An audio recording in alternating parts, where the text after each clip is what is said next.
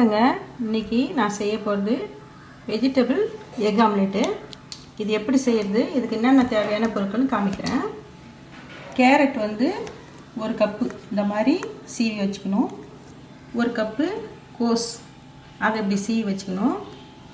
ஒரு அரை கேப்சிகம்லேயே அரை கேப்சிகம் போட்டு இந்த மாதிரி நைஸாக அரிஞ்சு வச்சுக்கணும்.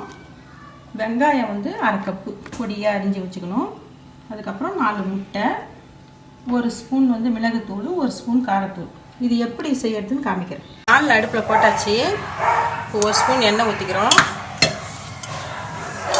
வெங்காயத்தை போட்டுக்கிறோம்.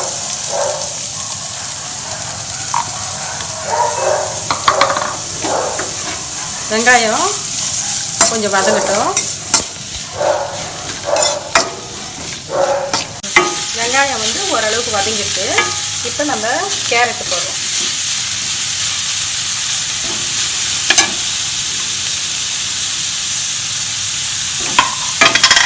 கேரட்டையும் போட்டு நல்லா வதக்கணும். அடுத்தது இந்த கேப்சிகம், குடமிளகா போட்டுக்குவோம்.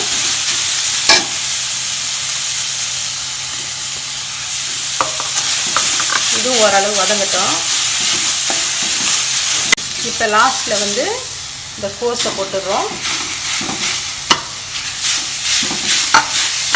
இதெல்லாம் கொஞ்சம் நல்லா வதக்கிட்டோம்னா அப்படியே முட்டையில் கொட்டிடுவோம். இப்போ இந்த காய்கறிலாம் வதங்கிடுது. இதை நம்ம ஆஃப் பண்ணிவிடுவோம்.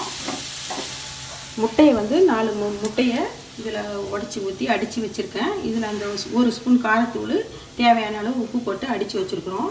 இப்போ இந்த வதங்கின காயெல்லாம் எடுத்து இந்த முட்டையில் நம்ம போட போகிறோம்.